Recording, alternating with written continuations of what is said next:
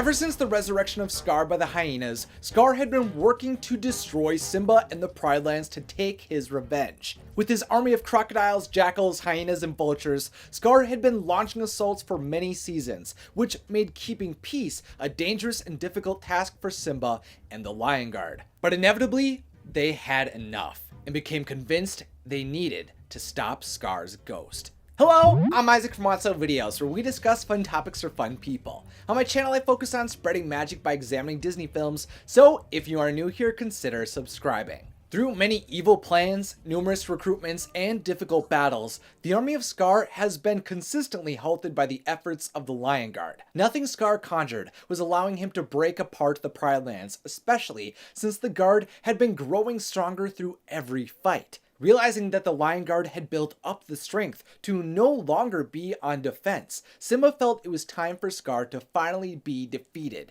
as they finally took the fight to the fiery ghost. What Simba proposed was an attack on Scar's army to end the battle for the Pride Lands.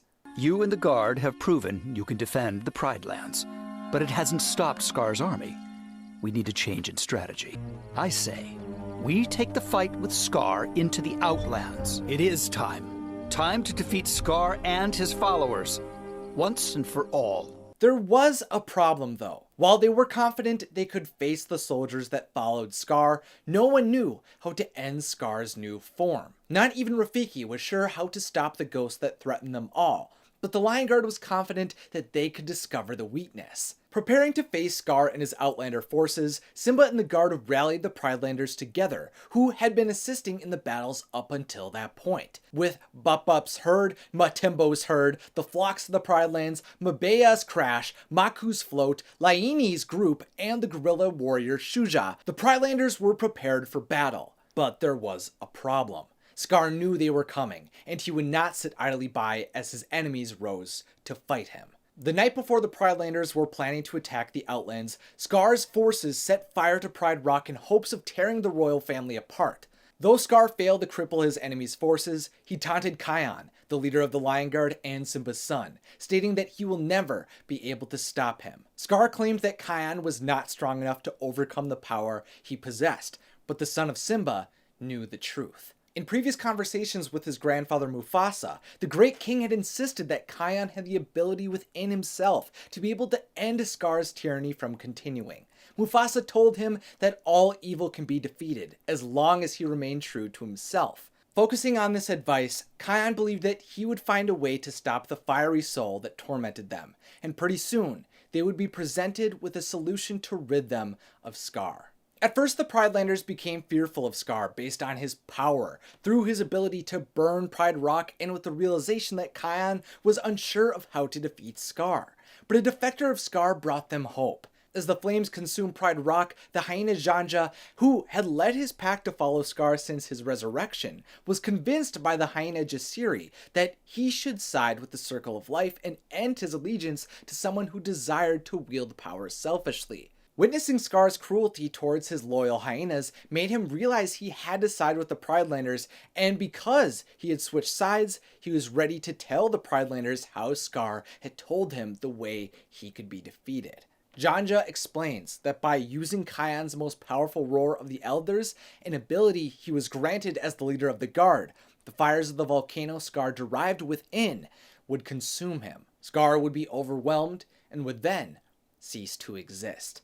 While this plan seemed like it would work, the truth was that it was a lie that Scar fed Janja. Kion's roar would not vanquish Scar. It would in fact eradicate Simba's kingdom. It won't destroy me.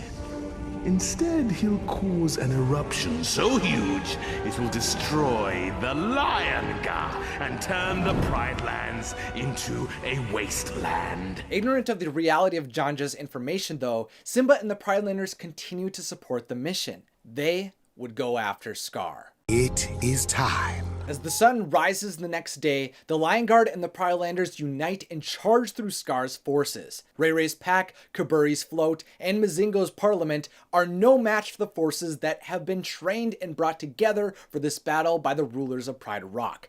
The fighting was fierce as the animals clashed within the Outlands, allowing the Lion Guard to venture through Scar's defenses to his volcano. After breaking through Shipavu's group, Kion and his guard made it to where Scar's point of connection to the world existed.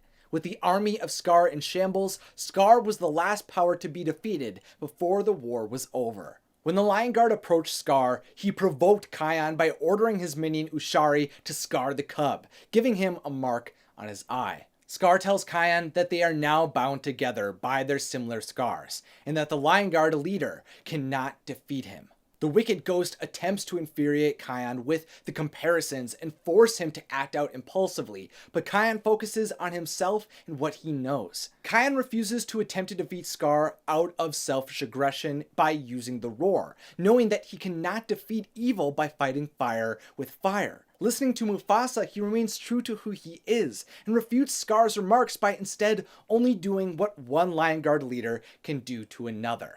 Kion offers Scar his forgiveness. But I can't judge you for everything you've done. The lions of the past need to do that. By taking a deep breath, Kion doesn't summon the roar, he instead blows softly in the air to call upon the great lions to appear in the sky. Together they send down rain from the heavens that begin to melt Scar away. The ghost of Scar is shocked and angry by what Kion achieved as the rains cause smoke to rise up. The tactical, manipulative, and power-hungry leader who had tormented and brought war to the Pride Lands in life and beyond the grave was now being overwhelmed as he vanished. After years of protecting the Pride Lands from Scar and his servants, the day had finally come where Kion could prove that he had the power within him to vanquish the evil that arose. Rage was what brought Scar back, while empathy was what removed his bond to the Pride Lands. The lion, who had divided so many animals and had caused so much destruction, was finally removed due to the heavenly rain Kion summoned from his heart, which continued to pour until the lava hardened, ending Scar's connection to the world forever. But even though Scar was gone, his impact would be felt for many years for the Pride Landers, and especially Kion. That's a video for another day though. Right now it's time to hear your thoughts. What do you think of the Ghost of Scar's defeat? Let me know what you think in the comments, along with any other ideas you have for future videos. To see more Lion Guard videos on topics like how Scar was originally resurrected and how he began his war, you can find a link to those videos in the description.